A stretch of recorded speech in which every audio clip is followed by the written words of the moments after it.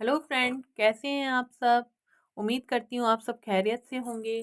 मैं चमन कौसर अपने YouTube channel study with CK पर आपका हार्दिक स्वागत करती हूँ। आज मैं फिर आपके सामने एक नए टॉपिक के साथ उपस्थित हूँ। टॉपिक का नाम कुछ इस तरह से है।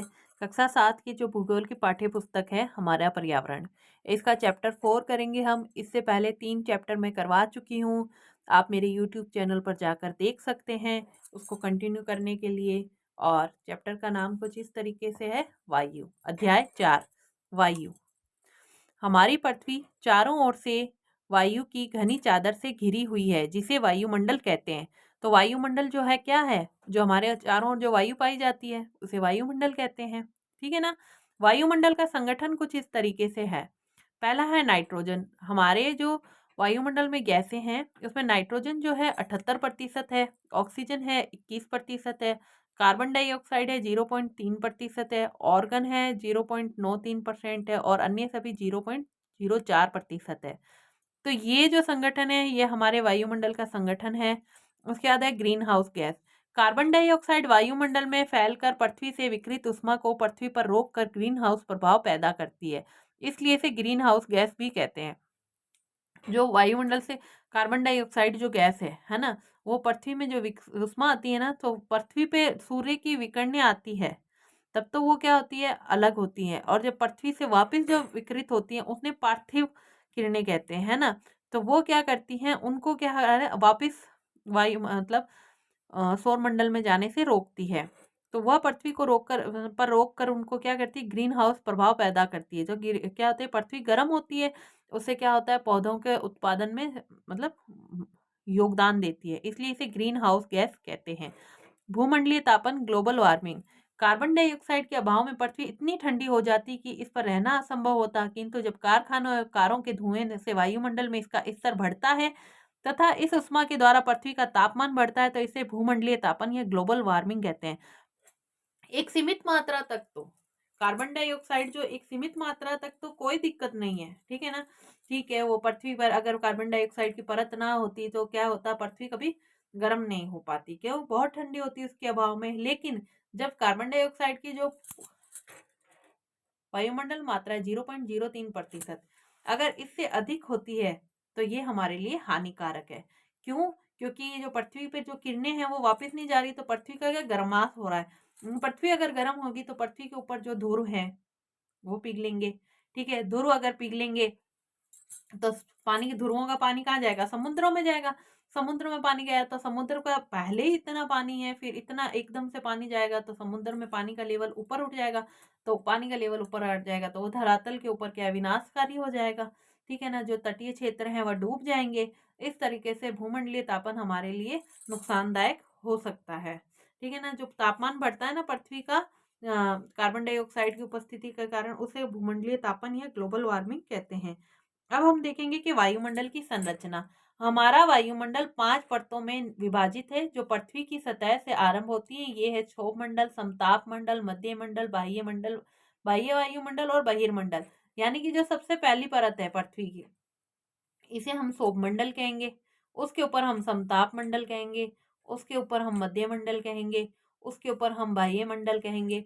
और सबसे ऊपर मंडल को हम क्या कहेंगे, बहिमंडल कहेंगे। तो हम देखते हैं कि किस मंडल में कौन सी गैस है, क्या क्या ये हमारे लिए कैसे हमारे लिए महत्वपूर्ण है, इसके बारे में चर्चा करेंगे। क्षोभ मंडल, यह परत वायुमंडल की सबसे महत्वपूर्ण परत है। इसकी औसत ऊंचाई 13 किलोमीटर है। हम इसी मंडल में मौजूद वायु में सांस लेते हैं। मौसम की लगभग सभी घटनाएं जैसे वर्षा, कोहरा एवं ओलावर्षण इसी परत के अंदर होते हैं। यानी जो क्षोभ मंडल है ये क्या है, वायुमंडल की सबसे महत्वपूर्ण परत है। क्यों है, क्योंकि सारी क्रियाएं, मानव की जो भी क्रियाएं हैं वह इसी में होती है। ठीक है ना, मानव सांस लेता है तो इसके अंदर ऑक्सीजन की जो उपस्थिति है उसी से लेता है। ठीक है ना, और मौसम की जो घटनाएं होती है, वर्षा होना, कोहरा होना, ओलावर्षण होना, सब क्षोभ मंडल में होता है। फिर आ जाता है समताप मंडल। क्षोभ मंडल के ऊपर का भाग समताप मंडल कहलाता है। यह लगभग 50 किलोमीटर की ऊंचाई तक फैला है। यह परत बादलों और मौसम संबंधी घटनाओं से लगभग मुक्त होती है। इसलिए समताप मंडल की परिस्थितियां हवाई जहाज उड़ाने के लिए आदर्श होती हैं। समताप मंडल की एक महत्वपूर्ण विशेषता यह है कि इसमें ओजोन गैस की परत होती है। यह परत सूर्य से आने वाली हानिकारक गैसों से रक्षा करती है हमारी। जो समताप मंडल है वो सौर मंडल के तुरंत ऊपर है, ठीक है ना, ऊपर का भाग है। ये हो गया समताप मंडल, ठीक है। ये हमारा दूसरा हो गया समताप मंडल। अब इसके अंदर क्या है, मौसम संबंधी घटनाओं से ये मुक्त है। क्या, समताप, यहाँ तमान ताप क्या है, समान है। और जो मौसम की जितनी भी घटनाएं घटित होती है ना, उसके लिए क्या होता है, सबसे महत्वपूर्ण क्या होता है, तापमान में विभिन्नताएं। तापमान में विभिन्नता के कारण ही वर्षाओं का होना और है ना, सारी घटनाएं घटित होती है। फिर क्या होता है कि जब समताप मंडल है तो इसलिए क्या है, वहां पे ताप हमेशा समान रहता है, तो ये हवाई जहाज उड़ाने के लिए आदर्श स्थिति उत्पन्न करता है, ठीक है। और इसके अंदर क्या होता है, ओजोन गैस की परत होती है, जो क्या होती है, सूर्य से आने वाली हानिकारक पराबैंगनी किरणों से हमारी रक्षा करती है। उसके बाद आ जाते हैं हम मध्य मंडल में। यह वायुमंडल की तीसरी परत है। यह समताप मंडल के ठीक ऊपर होती है। यह लगभग 80 किलोमीटर की ऊंचाई तक फैली है। अंतरिक्ष से प्रवेश करने वाले उल्कापिंड इस परत में आने पर जल जाते हैं। तो मध्य मंडल जो है उसकी जो विशेषता है वो ये है कि अंतरिक्ष से आने वाले जो उल्कापिंड हैं वह क्या, इसमें आते ही जल जाते हैं, ताकि हमारी पृथ्वी तक पहुंच ही नहीं पाते हैं। वरना क्या होता, आज हम होते ही नहीं। आज मैं आपको यहाँ पर चैप्टर नहीं पढ़ाती होती, ठीक है ना, पृथ्वी ही नहीं होती, पृथ्वी पर हम भी नहीं होते। क्यों? क्योंकि जो उल्कापिंड है वो हमारी पृथ्वी को नुकसान पहुंचाते, इसलिए। ठीक है। और ये परत जो होती है ना, समताप मंडल के ठीक ऊपर होती है, और इसकी जो मोटाई है वो 80 किलोमीटर की ऊंचाई तक ये फैली है, ठीक है। बाह्य वायुमंडल, बाह्य वायुमंडल में में बढ़ती ऊंचाई के साथ तापमान अत्यधिक तीव्रता से बढ़ता है। नेचुरल सी बात है, जैसे जैसे हम ऊपर जाएंगे यानी सूर्य के करीब जाएंगे तो गर्माश तो अधिक होगा ही ना। आयन मंडल, क्यों, वैसे गर्माश अधिक नहीं होता अगर हम क्षोभ मंडल में होते तो, लेकिन हम लोग क्या है, मौसमी घटनाओं से ऊपर जा चुके हैं, ठीक है। आयन मंडल इस परत का एक भाग है। ये 80 से 800 किलोमीटर तक फैला है। रेडियो संचार के लिए इस परत का उपयोग होता है। वास्तव में पृथ्वी से प्रसारित रेडियो तरंगे इस परत द्वारा पुनः पृथ्वी पर परावर्तित कर दी जाती है। जो बाह्य मंडल है उसका, वो हमारे लिए कैसे भी उपयोगी है, क्योंकि यह संचार में काम आता है। रेडियो संचार के लिए इस परत का उपयोग करते हैं हम।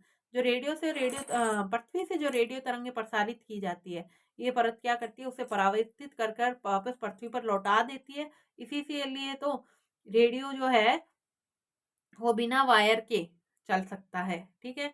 और जैसे अपना रेडियो स्टेशन से संचार होता है ना, रेडियो स्टेशन से जो भी समाचार वगैरह होते हैं वो हम घर बैठे सुन लेते हैं। बहिर्मंडल, वायुमंडल की सबसे ऊपरी परत को बहिर्मंडल के नाम से जाना जाता है। ये वायु की पतली परत होती है। हल्की गैसें जैसे हीलियम एवं हाइड्रोजन यहीं से अंतरिक्ष में तैरती रहती हैं। जो बहिर्मंडल है ये सबसे अंतिम परत हो गई, ऊपर की परत हो गई, वायुमंडल की सबसे ऊपरी परत हो गई, इसीलिए इसका नाम बहिर्मंडल है। ये बहुत पतली होती है और इसमें हीलियम व हाइड्रोजन गैसें होती है जो अंतरिक्ष में तैरती रहती है। अब हम देखेंगे मौसम एवं जलवायु। वायु है तो जलवायु भी देखना जरूरी है। तो मौसम, वायुमंडल के प्रत्येक घंटे तथा दिन प्रतिदिन की स्थिति होती है। जो मौसम क्या होता है, वायुमंडल की जो दिन की होती है ना परिस्थितियां, दिन प्रतिदिन में जो भी घटनाएं घटित होती है, मौसम ठंडा गर्म, उसे कहते हैं हम मौसम। किंतु दीर्घ काल में किसी स्थान का औसत मौसम उस स्थान की जलवायु बताता है। फॉर एग्जाम्पल, राजस्थान की जलवायु गर्म है और कश्मीर की जलवायु ठंडी है। जलवायु को प्रभावित या निर्धारित करने वाले घटक इस प्रकार है: तापमान, वायुदाब, पवन और आर्द्रता। तापमान, वायुदाब, पवन और आर्द्रता। तो सबसे पहले हम देखेंगे तापमान। वायु में मौजूद ताप एवं शीतलता के परिमाण को तापमान कहते हैं। वायुमंडल का तापमान केवल दिन और रात में ही नहीं बदलता, बल्कि ऋतुओं के अनुसार भी बदलता है। शीत ऋतु की अपेक्षा ग्रीष्म ऋतु ज्यादा गर्म होती है। जो तापमान होता है उसका जो ना ताप मतलब वायु में मौजूद जो ताप है, ताप और शीतलता, उसके परिमाण को हम तापमान कहते हैं। जो परिमाण है उसका, उसको हम तापमान कहते हैं। फिर है, वायुमंडल का तापमान केवल दिन और रात में ही नहीं बदलता है, ऋतुओं के अनुसार भी बदलता है। कहते हैं ना, जैसे कि गर्मी में दिन गर्म होते हैं, रेगिस्तानी इलाकों में गर्मी के दिन है ना गर्म होते हैं, लेकिन रातें ठंडी होती है, क्योंकि वहां मिट्टी जो होती है वह ताप को जल्दी से सोखती भी है और जल्दी से छोड़ती भी है, इसलिए मिट्टी की शीतलता हो जाती है। तो ये दिन और रात में एक और हवा, ठंडी हवा और का फेर तो हो ही गया, लेकिन ऋतुओं के अनुसार भी तापमान बदलता है। जैसे शीत ऋतु के अंदर ठंडा हो जाता है, शीतलता आ जाती है, और ग्रीष्म ऋतु में ज्यादा गर्म होती है। आतपन, आतपन एक महत्वपूर्ण कारक है जो तापमान के वितरण को प्रभावित करता है। सूर्य से आने वाली वह ऊर्जा जिसे पृथ्वी रोक लेती है आतपन कहलाती है। आतपन सूर्य तप की मात्रा भूमध्य रेखा से ध्रुवों की ओर घटती है, इसलिए तापमान उसी प्रकार घटता जाता है। यानी आतपन जो है वह सूर्य तप को कहते हैं, सबसे पहली चीज तो। और आतपन जो है वो तापमान के वितरण को प्रभावित करता है। सूर्य से जो आतपन सूर्य की मात्रा भूमध्य रेखा से ध्रुवों की ओर घटती है। यानी कि जो सूर्य है वो भूमध्य रेखा के ऊपर सीधा चमकता है, तो वहां पर क्या होगा, तापमान अधिक होगा। जैसे जैसे हम ध्रुवों की तरफ बढ़ेंगे तो तापमान घटेगा। उसी तरीके से अगर हम ध्रुवों से भूमध्य रेखा की तरफ बढ़ेंगे तो तापमान बढ़ेगा।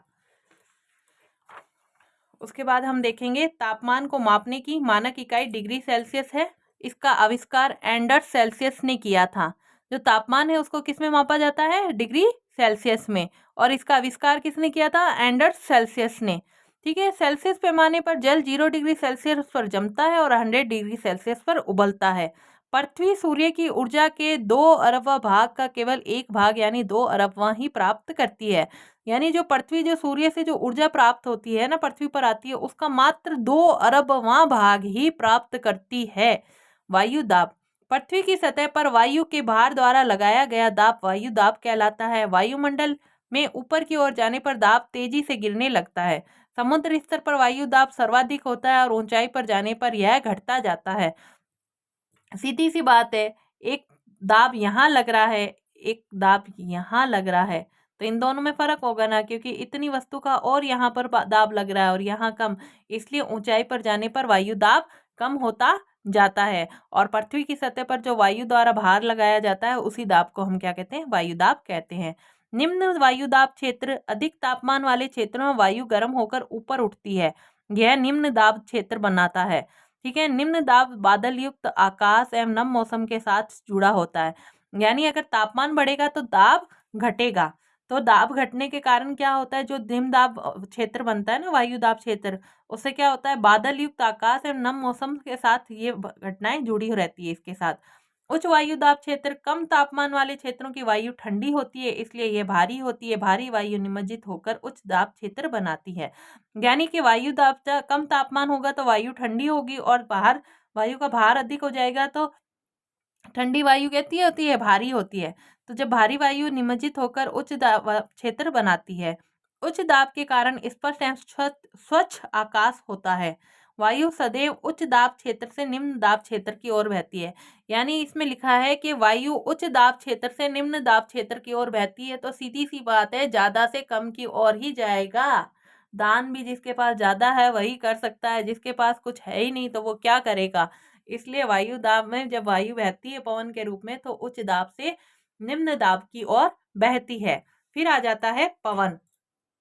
उच्च दाब क्षेत्र में निम्न दाब क्षेत्र की ओर वायु की गति को पवन कहते हैं। यानी आ गया, उच्च दाब क्षेत्र से निम्न वायु दाब क्षेत्र की ओर वायु की गति को पवन कहते हैं। पवन मुख्यतः 3 प्रकारों में विभाजित किया जा सकता है, स्थायी पवनें, मौसमी पवनें और स्थानीय पवनें। स्थायी पवनें व्यापारिक पश्चिमी या पूर्वी पवनें स्थायी पवनें हैं, ये वर्ष भर लगातार निश्चित दिशा में चलती है। यानी कि जो भूमध्य रेखा होती है ना, उसमें तो क्या होता है, भूमध्य रेखा के दक्षिणी गोलार्ध से तो ये कैसे चलती है, दक्षिण पूर्व से, और उत्तरी गोलार्ध से चलती है उत्तर पूर्व से। ठीक है ना, तो ये जो पवनें ऐसे चलती है ना भूमध्य रेखा से, तो इन्हें हम लोग क्या कहते हैं, व्यापारिक पवनें। ठीक है ना, ये स्थायी होती है, वर्ष भर एक ही निश्चित दिशा में चलती है। ऐसे नहीं है कभी इस दिशा में चल रही है तो कभी इस दिशा में चल रही है, ऐसे नहीं है, ये सेम दिशा में ही चलती रहती है। मौसमी पवनें, ये पवनें विभिन्न ऋतुओं में अपनी दिशा बदलती रहती है। उदाहरण के लिए भारत में मानसूनी पवनें, यानी मौसम के अनुसार जो पवनों की ऋतुओं के अनुसार दिशा बदलती है, उसे कहते हैं मौसमी पवनें। और स्थानीय पवनें, ये पवनें किसी छोटे क्षेत्र में वर्ष या दिन के किसी विशेष समय में चलती है। उदाहरण के लिए स्थल एवं समुद्री समीर, भारत के उत्तरी क्षेत्र की गर्म एवं शुष्क स्थानीय पवन को लू कहते हैं। यानी स्थानीय पवनों के नाम दे सकते हैं अपन स्थल समीर और समुद्री समीर को। समीर मतलब हवा, ठीक है ना, ये छोटे क्षेत्र की हवा को स्थानीय क्षेत्र पवनें कहते हैं, क्योंकि ये लोकल एरिया में है ना। भारत के उत्तरी क्षेत्र के अंदर जो गर्म वायु चलती है, पवन चलती है, उसको हम लोग क्या कहते हैं, लू कहते हैं। फिर आ जाता है आर्द्रता। जब जल पृथ्वी एवं विभिन्न जलाशयों से वाष्पित होता है तो ये जलवाष्प बन जाता है। वायु में किसी भी समय जलवाष्प की मात्रा को आर्द्रता कहते हैं। यानी जो आर्द्रता होती है, वो जो वायु के अंदर जो नमी उपस्थित होती है, उसको हम आर्द्रता कहते हैं। और वायु में नमी आई कहाँ से? जब गर्मी ज्यादा होती है तो जलाशयों में जो जल होता है वो वाष्पित होकर ऊपर उठता है। ऊपर उठेगा तो ऊपर उठ के कहाँ जाएगा? वायुमंडल में ही तो जाएगा। तो वायु के अंदर जो आर्द्रता आई वो कहाँ से आई? जो जल है वो वाष्प के रूप में वायुमंडल में चला गया। उस वजह से जल वाष्प की मात्रा की वजह से वायु में आर्द्रता आती है। फिर आता है वर्षण। जब जल वाष्प ऊपर उठता है तो यह ठंडा होना शुरू हो जाता है। जल वाष्प संघनित होकर ठंडा होकर जल की बूंद बनाते हैं। बादल इन्हीं जल बूंदों का ही एक समूह होता है। जब जल की ये बूंदें इतनी भारी हो जाती हैं कि वायु में तैर ना सके तब ये वर्षण का रूप में नीचे आ जाती हैं। वर्षण किसे कहते हैं? जो जल वाष्प की बूंदें ऊपर उठी, ठीक है ना, वायु की आर्द्रता बढ़ गई। अब वायु के अंदर क्या है, ये ठंडी हो गई वायु से। ठंडी होने के बाद ये जमीन पर नीचे नहीं आ सकती है। जब ये जमीन पर नीचे मतलब तैर नहीं पा रही है तो नीचे आने की वापस तैयारी करेंगी, है ना। तो ये भारी पेय इकट्ठी होकर बादलों का निर्माण करती हैं। फिर ये क्या करती हैं कि वर्षण के रूप में नीचे आ जाती है। अब क्या है? वर्षा। पृथ्वी पर जल के रूप में गिरने वाला वर्षण वर्षा कहलाता है। ठीक है ना। तो जो पृथ्वी है उसके ऊपर जो वर्षण हो रहा है, ठीक है ना, उसे वर्षा कहते हैं। यानी जो जलवाष्प के जल जो था, जलवाष्प के रूप में जो वायुमंडल में गया, फिर वो संघनित होकर बादल बना और बादल से वापस पानी की बूंदों के रूप में जो नीचे उतरा, उसे हम वर्षा कहते हैं। ज्यादातर भौम जल ही वर्षा जल से ही प्राप्त होता है। पौधे जल संरक्षण में मदद करते हैं। जो भूमि के अंदर जो जल पाया जाता है वो हमें कहाँ से प्राप्त होता है? वर्षा जल से प्राप्त होता है। तो ये देखा जाए तो एक तरह का चक्र हो गया, है ना। इसे हम जल चक्र भी कह सकते हैं। तो आज का चैप्टर में हम यहीं तक पढ़ेंगे। अब मिलते हैं नेक्स्ट टॉपिक के अंदर। जब तक के लिए आप मुझे इजाजत दीजिए। अगर आपको मेरा वीडियो पसंद आए तो लाइक, शेयर एंड सब्सक्राइब करना ना भूलें। धन्यवाद।